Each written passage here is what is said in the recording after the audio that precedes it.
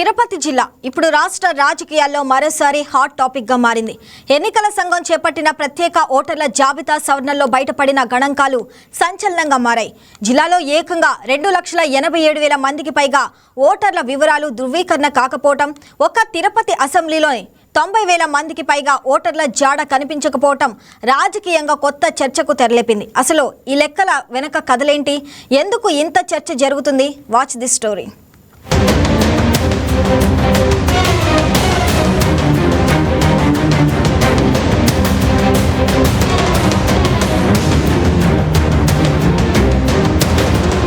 ప్రజాస్వామ్యానికి పునాది ఓటర్ల జాబితా.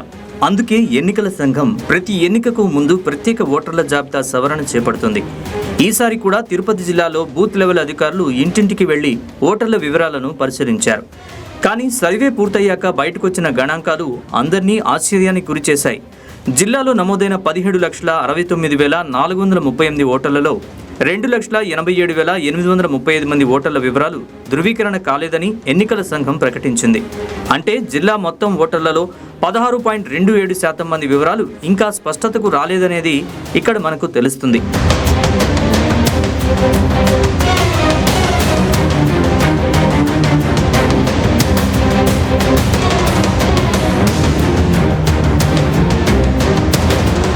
ఈ సంఖ్య ఇప్పుడు బయటకు రావడంతో రాజకీయ వర్గాల్లో ఒక్కసారిగా 2021 తిరుపతి లోక్సభ ఎన్నికల చర్చ మొదలైంది.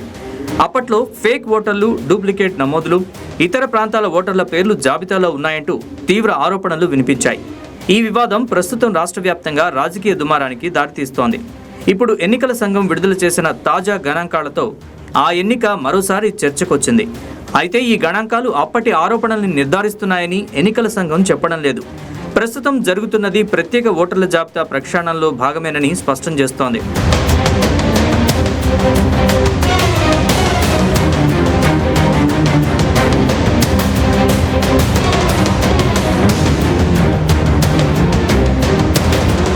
అసలు ఈ 2.88 లక్షల మంది ఎవరు?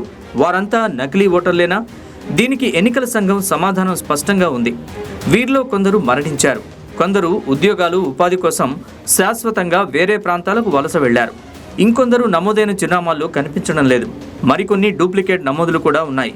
అందుకే వారి వివరాలు మరోసారి క్షేత్రస్థాయిలో పరిశీలించాల్సి ఉందని అధికారులు చెబుతున్నారు.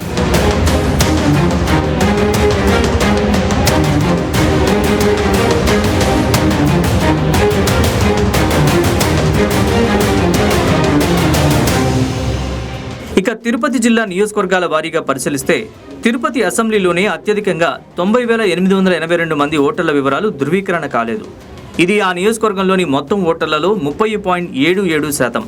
చంద్రగిరిలో 50,273 మంది, వెంకటగిరిలో 36,505 మంది, శ్రీకాళహస్తిలో 32,836 మంది, సూళ్లూరుపేటలో 27,946 మంది, రైల్వే కోడూరులో 26,048 మంది, సత్యవేడులో 23,345 మంది ఓటర్ల వివరాలు నిర్ధారణ కాలేదు. ఈ గణాంకాలే ఇప్పుడు రాజకీయ చర్చకు ప్రధాన కారణమయ్యాయి.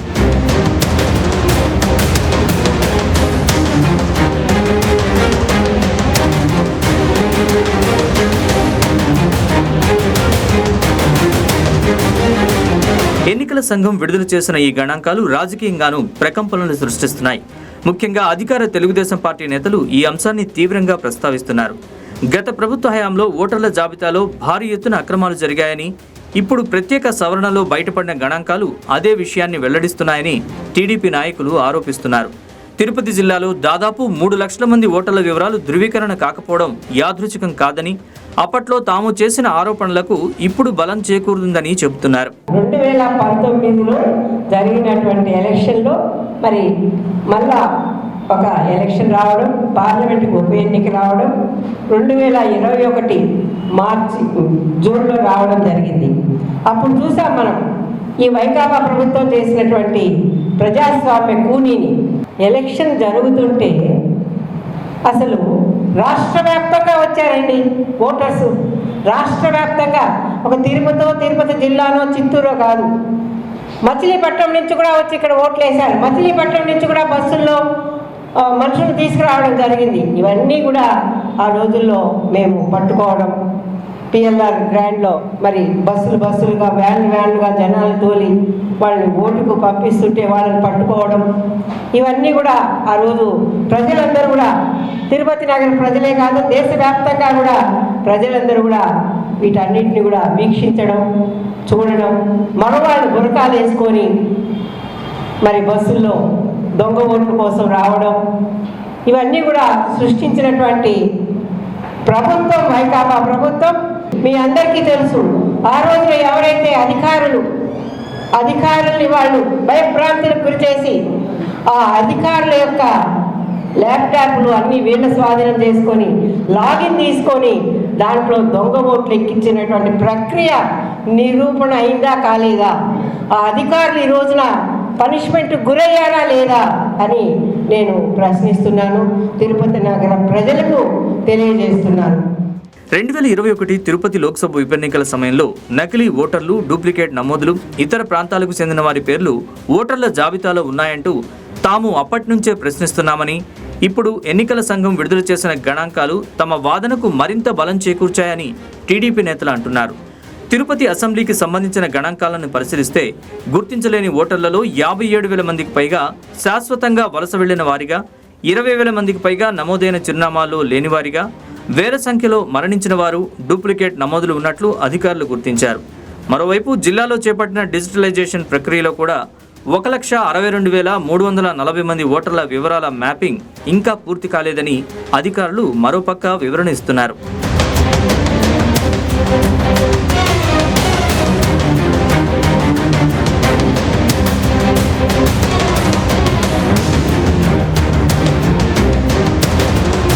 ఇప్పుడు ఈ వ్యవహారంలో కీలక దశ మొదలు కానుంది. గుర్తించలేని ప్రతి ఓటరుపై మరోసారి ఫీల్డ్ వెరిఫికేషన్ జరగనుంది. అవసరమైన ఆధారాలు సమర్పించుకునే అవకాశాన్ని కల్పించనున్నారు. క్లెయిమ్లు, అభ్యంతరాలు పరిశీలించిన తర్వాతే తుది ఓటర్ల జాబితాను ఎన్నికల సంఘం ప్రకటించనుంది. అంటే ప్రస్తుతం బయటకొచ్చిన ఈ గణాంకాలు తుది జాబితా కావు.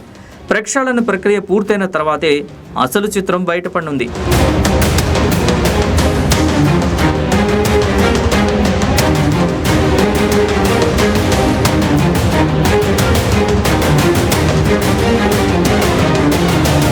ఒకవైపు దాదాపు 3 లక్షల మంది ధృవీకరణ కాని ఓటర్లు, మరోవైపు తిరుపతి ఉప ఎన్నికల రాజకీయ నేపథ్యం, ఈ రెండూ కలిసి తిరుపతి జిల్లా ఓటర్ల జాబితాను మరోసారి రాష్ట్ర రాజకీయాల కేంద్ర బిందువుగా మార్చాయి. అయితే ఈ గణాంకాలపై తుది నిర్ణయం ఎన్నికల సంఘం పూర్తిస్థాయి పరిశీలన అనంతరం మాత్రమే వెలువడనుంది. అప్పటి వరకు ఈ అంశం రాజకీయంగా ప్రజల్లోనూ చర్చనీయాంశంగానే కొనసాగే అవకాశం కనిపిస్తోంది.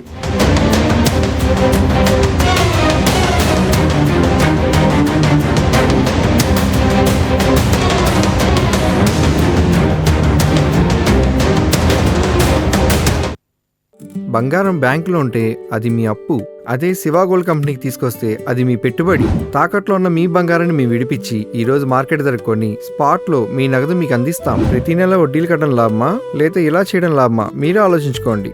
శివ గోల్డ్ కంపెనీ, అప్పులేని ఆనందకరమైన రేపటికి సరికొత్త మార్గం.